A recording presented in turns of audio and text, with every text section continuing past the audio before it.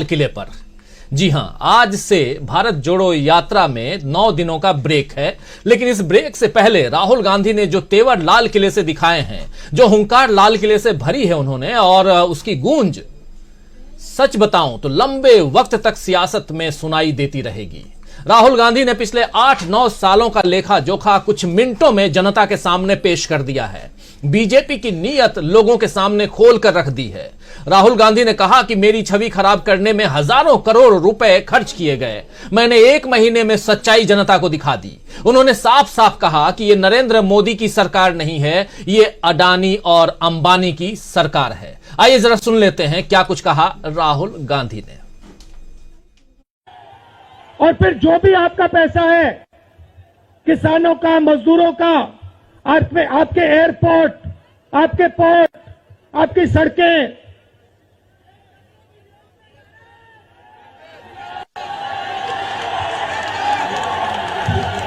सीधा किसके जेब में? इनके मालिक के जेब में। इनको कौन चलाते हैं? नाम बताओ। देखो, सब जानते हैं, पूरा हिंदुस्तान जानता है भाइयों और बहनों, ये नरेंद्र मोदी जी की सरकार नहीं है, ये अंबानी अडानी की सरकार है।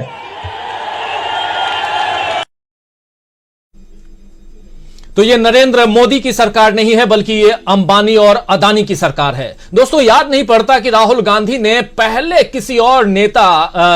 से पहले किसी और नेता ने हाल फिलहाल में इतने खरे तरीके से सरकार की आलोचना की हो, उसके उद्योगपतियों की तरफ झुकाव पर इस तरह वार किया हो। बीजेपी ने बहुत कोशिश की थी कि देश को कांग्रेस मुक्त बनाया जाए। 8 साल पहले आप याद कीजिए, कांग्रेस मुक्त भारत का नारा दिया गया था, मगर ऐसा नहीं हो पाया, बल्कि राहुल गांधी देश को जोड़ते हुए लाल किले तक पहुंच गए और उन्हें रोकने की बीजेपी की सारी चालाकियां धरी की धरी रह गईं।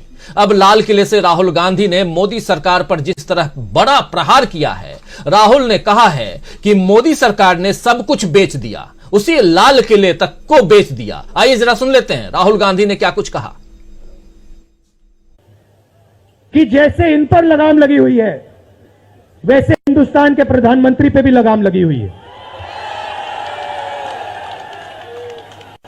उनकी गलती नहीं है, वो संभाल नहीं पा रहे हैं, कंट्रोल नहीं कर पा रहे हैं, उनको कंट्रोल कर दिया है। नहीं, मैं सच बोल रहा हूं, क्योंकि आप देखिए, एयरपोर्ट भी उनके, पोर्ट भी उनके, एग्रीकल्चर के स्टोरेज डिपो भी उनके, और क्या उनका, हाँ, लाल किला भी उनका, लाल किला भी उनका, सारे के सारे पब्लिक सेक्टर की कंपनियां उनकी, और क्या उनका, रेलवेज उनकी,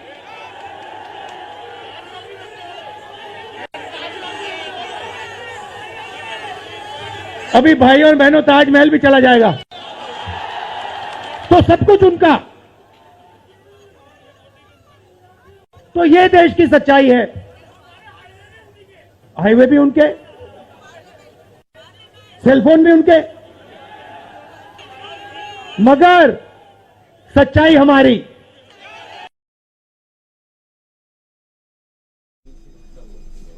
सब कुछ बेच दिया, सब कुछ उनकी, मगर सच्चाई हमारी, कह रहे हैं राहुल गांधी। तो राहुल गांधी ने जमकर मोदी सरकार पर हमला बोला है और बता दिया है कि 2800 किलोमीटर की यात्रा में उन्हें लोगों के बीच नफरत नहीं नजर आई है, बल्कि प्यार नजर आया है। मगर मीडिया दिन रात हिंदू और मुसलमान करता रहता है, हिंदू मुसलमान, हिंदू मुसलमान, हिंदू मुसलमान। आइए जरा सुन लेते हैं क्या कुछ कह रहे हैं राहुल गांधी, उनकी बातें, उनकी जुबानी। मैंने मीडिया के बारे में कहा कि हमारे दोस्त हैं, मगर हमारी बात टीवी पे कभी नहीं दिखाते हैं, और वो तो तब भी ठीक है, हमारी बात नहीं उठाएं तो ठीक है, कोई प्रॉब्लम नहीं है, मगर ये एक और काम करते हैं, इनकी गलती नहीं है। देखिए, ये जो यहां खड़े हैं, इनसे गुस्सा मत होइए, इनकी गलती नहीं है। देखिए, मुस्कुरा रहे हैं, ये जानते लगाम लगी हुई है, पीछे से लगाम लगी हुई है, मगर इनके जो चैनल हैं ये भी नफरत फैलाने का काम करते हैं। 24 घंटा हिंदू मुस्लिम हिंदू मुस्लिम हिंदू मुस्लिम हिंदू मुस्लिम हिंदू मुस्लिम। ये सच्चाई नहीं है भाइयों बहनों। मैं चला हूं कन्याकुमारी से यहां तक, ये सच्चाई नहीं है। ये मीडिया में चलाया जाता है, फैलाया जाता है। ये देश एक है। इन सड़कों पे लाखों लोगों से मिला हूं, सारे के सारे एक दूसरे से मोहब्बत करते हैं, प्यार करते हैं, गले लगते हैं। तो दोस्तों देखा आपने, सुना आपने, राहुल के ये तेवर बीजेपी के लिए बड़ी चेतावनी है कि वो राहुल को हल्के में लेने की भूल न करे। जो इंसान 8 सालों तक चुप रहा अब वो बोल रहा है और लोग उसकी बात समझ रहे हैं। तो आइए दोस्तों, आज बहुत कुछ है इस चर्चा में और सवाल यही है कि क्या आने वाले कई चुनावों से पहले, कई चुनाव कह रहा हूं क्योंकि 2023 में 10 चुनाव हैं लगभग, 9 तो बिल्कुल पक्का है, एक चुनाव हो सकता है कि जम्मू कश्मीर में हो जाए तो 10 चुनाव विधानसभा के, और उसके बाद आम चुनाव यानी लोकसभा के चुनाव 2024 में। तो कई चुनावों से पहले राहुल गांधी के हुंकार जो है, जो आज लाल किले से हुंकार उन्होंने दी है, जो ललकार सुनाई दी हम लोगों को, हम सबको, वो बीजेपी की जड़ें हिला देगी। आइए शुरुआत करते हैं चर्चा की। हमारे साथ कुछ वरिष्ठ साथी जुड़े हुए हैं, उन सबसे आपका परिचय करवाऊं, आगे बढ़े। हमारे साथ इस वक्त 6 वरिष्ठ साथी जुड़े हुए हैं। 2 प्रोफेसर साहब हमारे साथ जुड़े हुए हैं। प्रोफेसर अखिल स्वामी जी हमारे साथ हैं और प्रोफेसर रविकांत जी हैं। आप दोनों का स्वागत करते हैं। और 2 डॉक्टर साहब भी जुड़े हुए हैं हमारे साथ, डॉक्टर राकेश पाठक जी और डॉक्टर दीपक पाचपोर जी, आप दोनों का भी स्वागत है। और साथ में 2 पत्रकार सब हैं, 2 पत्रकार अलग से कह रहा हूं। मीनू जैन जी पॉलिटिकल एनालिस्ट के रूप में बैठती हैं, लेकिन पत्रकार हैं, बहुत अंदर तक की खबरें रखती हैं। पत्रकार का काम भी तो वही होता है दोस्तों। मीनू जी आपका स्वागत है और स्वागत है हमारे ऑनलाइन एडिटर अमलेंदु उपाध्याय जी का। आप 6 साथी, आप सबका स्वागत है। दिन भर हम लोग भी आज दिल्ली की सड़कों पे थे, धक्के खाते रहे, लेकिन इन धक्कों में भी बहुत मजा है। और इस बीच लगातार मैं कहता हूं कि इस यात्रा से ये जुड़ गए, इस यात्रा से ये जुड़ गए, हमारे साथ जुड़े हुए जो साथी, जो वरिष्ठ पैनलिस्ट साथी जो होते हैं, उन सब का परिचय आप लोगों को जब देता हूं तो एक परिचय और दे दूं। प्रोफेसर अखिल स्वामी जी भी राहुल गांधी की यात्रा में पिछले दिनों शामिल हुए, हरियाणा में जब ये यात्रा थी, और वो अपनी आप बीती, अपनी बात जरूर सुनाएंगे इस चर्चा में। और डॉक्टर राकेश पाठक जी तो जुड़ ही चुके हैं ऑलरेडी, मीनू जी जुड़ चुकी हैं, और मैं तो धक्के खाता ही रहा हूं, तो आप सब जानते हैं। चलिए चर्चा आगे बढ़ाएं, लेकिन एक बात और आज बहुत खास रही राहुल गांधी की इस यात्रा में। केरल में मैं था और उसके अलावा हमारे साथी, आप तमाम साथी अलग अलग जगहों पे राहुल गांधी की पदयात्रा में शामिल हुए, लेकिन सचमुच दिल्ली जो है वो कुछ अलग है। दिल्ली बता देती है कि हाँ ये मैं दिल हूं, और वो दिखाई दिया आज दिल्ली की सड़कों पे। जितनी भीड़ दिल्ली में मैंने देखी, उतनी भीड़ कल मैंने हरियाणा में नहीं देखी, और न ही इससे पहले केरल में उतनी भीड़ देखी। भीड़ तो केरल में भी बहुत थी, हरियाणा में भी बहुत थी, लेकिन यहां जो भीड़ थी वो गजब की थी। और फूलों की बारिश, अलग ही अंदाज, और उसके बाद लाल किले से राहुल की ललकार तो अभी सुन ही रहे थे आप लोग। इस यात्रा में आखिर में राहुल का साथ देने के लिए आए दक्षिण भारत के अमिताभ बच्चन, और अपने अदा के कारण, अपनी अदायगी के कारण पूरे कहें तो दिलो दिमाग में वो बसते हैं बहुतों के, मेरे दिलो दिमाग में भी बसते हैं, कमल हासन कुछ दिनों पहले, आप जानते हैं पिछले चुनाव में, 2019 के चुनाव से पहले, 2019 से पहले कमल हासन जो हैं वो उन्होंने पॉलिटिकल पार्टी बना ली थी, और कहा जा रहा था कि वो बीजेपी के साथ आएंगे, और अभी तक उनका झुकाव उधर ही दिखाई भी दे रहा था। लेकिन आज जब बीजेपी की तरफ से ना होते हुए कमल हासन इधर आए हैं, तो यानी राहुल गांधी के साथ साथ कदम ताल करते हुए दिखाई दिए, तो कई बीजेपी के नेताओं के ट्वीट आने लगे, बाइट्स आने लगी, और एक अलग हड़कंप मचा हुआ है। बीजेपी जितनी चालें चल रही हैं दोस्तों, हर चाल में उसे नफा नहीं नुकसान ही हो रहा है। कोविड की चाल चली गई, आखिरी चाल, संसद के सत्र को सप्ताह भर पहले खत्म कर दिया गया, ये भी उसमें से एक चाल ही है। तो बहुत कुछ है और इन चालों पे बात करेंगे हम, लेकिन कमल हासन और राहुल गांधी साथ साथ कदम ताल करते हुए दिल्ली की सड़कों पे दिखाई दिए, जरा देख लेते हैं। और उसके बाद और भी रिपोर्ट है, हमारे साथ एक्सक्लूसिव बातचीत की योगेंद्र यादव ने, उनकी रिपोर्ट भी है, वो भी देखेंगे। छोटी छोटी रिपोर्ट्स आप लोगों के लिए लाया हूं, बड़ी पूरी रिपोर्ट जो है वो बाद में अलग से वीडियो हम डाल देंगे, आप लोग देख लेंगे, वो भी देखेंगे। लेकिन कमल हासन की ये जो सिर्फ विजुअल के साथ कुछ मेरी ही आवाज है आप सुनते हुए, क्योंकि बहुत धक्का मुक्की खाते हुए, भीड़ में भागते हुए और राहुल गांधी की तेज गति से ज्यादा गति देने की कोशिश करते हुए जब आप रिपोर्टिंग कीजिए तो आप समझ सकते हैं कि आपकी आवाज कितनी निकलेगी। फिर भी देख लेते हैं छोटी सी रिपोर्ट नहीं बल्कि विजुअल्स कहें उसको तो ज्यादा ठीक है, क्योंकि राहुल गांधी और कमल हासन साथ साथ हैं, देखना जरूरी है। और यहां से दक्षिण की राजनीति में एक अलग उफान आने वाला है, ये तय मानिए। इसलिए कमल हासन जरूरी है यहां आप लोगों के सामने पेश करना। और फिर आएंगे सीधे चर्चा में, और प्रोफेसर अखिल स्वामी जी के पास हमेशा की तरह जैसे आता हूं, उनके पास आकर उनसे बातें समझेंगे। चलिए पहले देखते हैं कमल हासन जैसे उनकी एंट्री होती है, क्या कुछ होता है दिल्ली की सड़कों पे। राहुल गांधी बगल में है और हम लगातार देख रहे हैं, देखिए राहुल गांधी और कुछ कागज पढ़ते हुए राहुल गांधी और साथ में कमल हासन। दिल्ली की सर्दी के हिसाब से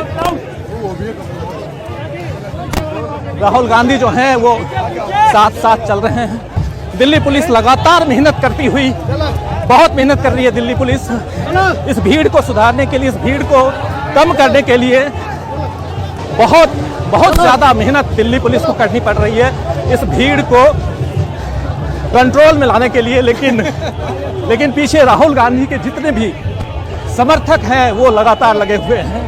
और ये आगे गए राहुल गांधी बात करते हुए, ये काफिला आगे बढ़ गया है और हम लोग थोड़ा पीछे रह गए, क्योंकि अब जो धक्का मुक्की है उसमें कुछ परेशानी हो सकती है इसलिए हम लोगों को यहाँ रुकना पड़ा है। और ज़बरदस्त भीड़ आप देखिए, और साथ साथ आगे दूर तक ये दिल्ली, शायद दिल्ली के हुक्मरान को ये भीड़ आज की रात सोने न दे। जी हां, आज की रात दिल्ली के हुक्मरान को ये भीड़ सोने नहीं देगी, और जबरदस्त भीड़ थी। प्रोफेसर अखिल स्वामी जी, आप भी इस भीड़ से मुकाबला करके लौटे हैं, क्या कुछ कहेंगे दिल्ली पहुंचने से पहले और आज दिल्ली में? मैं कल सुबह सोहना गया था। सोहना के इलाके में मैंने यात्रा की वास्तविकता में राहुल जी के साथ। देखिए, वास्तविकता में हुआ क्या कि मैंने अपने जीवन में 4-5 किलोमीटर से ज्यादा प्रतिदिन कभी पैदल नहीं चला हूं। कल सुबह 5 बजे मैं वहां पहुंच गया। बहुत ठंड थी, खुला इलाका था, बिल्कुल सर्दी थी, बहुत ज्यादा सर्दी थी, खाली पेट था, नहा धो के गया था, बिना खाए पिए गया था, जैसे मंदिर जाता हूं वैसे गया था। और एक बिल्कुल सामान्य व्यक्ति, कोई जान पहचान नहीं, कोई किसी के साथ नहीं, अकेला गया।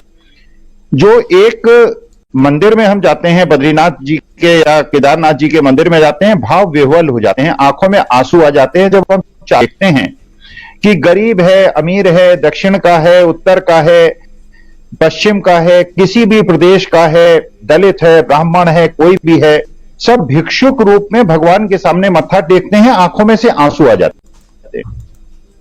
उसी प्रकार से जब इस यात्रा में जुड़ा, वास्तविकता कह रहा हूं राजीव जी, मेरी में 15 किलोमीटर चलने के बाद 3-4 बार आंसू आए। एक थाने के सामने जाके 5-6 वहां पुलिस कांस्टेबल खड़े थे, लड़के थे, लड़कियां थी, यंग थे बिल्कुल। मैंने उनसे पूछा कि पड़ाव कितनी दूर है, क्योंकि मैं थक गया था, उस समय थकान थोड़ी महसूस हुई थी। तो उन्होंने कहा कि सर आप क्या करते हैं, क्योंकि बुजुर्ग देखा, सफेद बाल देखे, और इतने प्यार से, इतनी इज्जत से बात की। खाने के साथ अंदर जो है खाने का इंतजाम है, आप आइए, विश्राम कीजिए और कुछ खाना खाइए। मेरी आंखों में आंसू आ गए, उन्होंने भी महसूस किया कि मेरे आंखों में आंसू आ गए। मैंने कहा इतना देश है, इतना सुंदर देश है, इतने सुंदर तुम लोग बच्चे हो, इतने प्यारे बच्चे हो, बुजुर्गों को इतना आदर हो, सभी धर्म जाति के लोगों को आदर देते हो, अच्छे लोगों को आदर देते हो, कितना प्यारा देश। मैंने ये सोचा था राजीव जी कि जब ये 15 किलोमीटर चल के आऊंगा, इस ठंड में आऊंगा, तो मेरे पैरों में दर्द होगा, मेरे शरीर में दर्द होगा। मैं आपको सच्चाई बता रहा हूं, शाम तक मेरे शरीर में इतनी स्फूर्ति थी, आज या शाम को या पूरे दिन मुझे महसूस नहीं हुआ कि मैं पद चला, जो मैं सोच नहीं पा रहा था।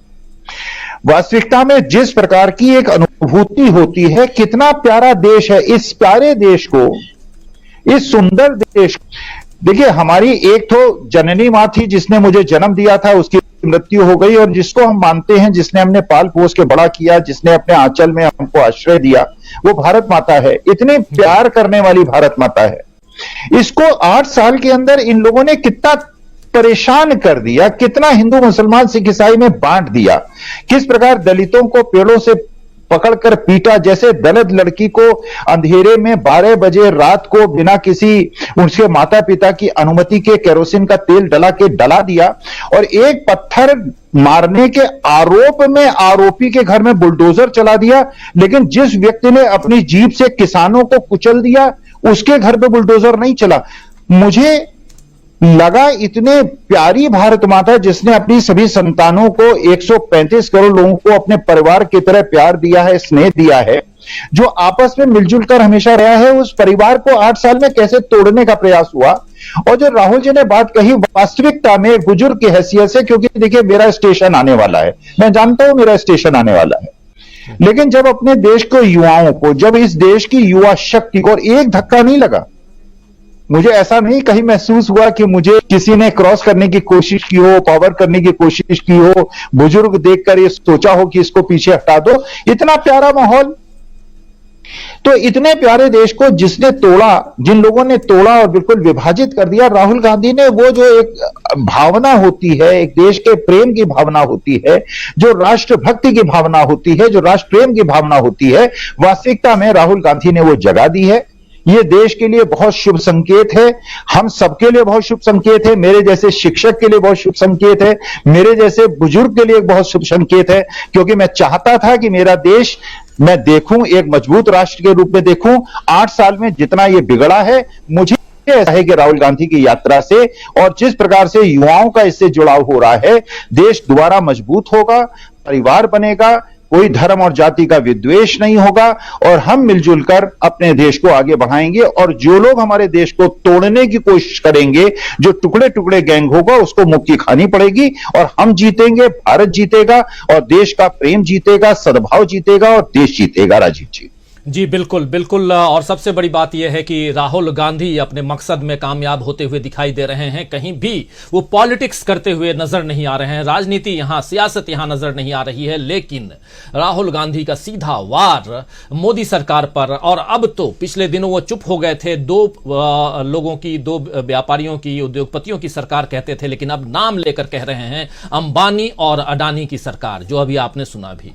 इस बीच तमाम साथी जो हमारे साथ जुड़े हुए हैं, आप सबका एक बार फिर से इस्तकबाल करता हूं। आज बहुत सारे साथी, बहुत सारे हमारे दर्शक जो इस कार्यक्रम को देखते हैं, वो दिल्ली के आईटीओ पर और उसके आसपास मिले। मुझे बहुत अच्छा लगा कि आप लोग पहचान भी गए, मिले भी, और इस यात्रा में आप लोग सहभागी बने हुए हैं, और आप सब आगे भी बढ़ रहे हैं, तो बहुत शुभकामनाएं देता हूं आप लोगों को। वहां भीड़ भाड़ और भागम भाग में कई लोगों से ठीक से मैं मिल नहीं पाया था, लेकिन इस प्रोग्राम के जरिए आप लोगों को धन्यवाद देता हूं। डॉक्टर राकेश पाठक जी, आपके पास आऊं, लेकिन उनसे आपसे पहले जरा मैं दिखाना चाहता हूं एक छोटी सी रिपोर्ट।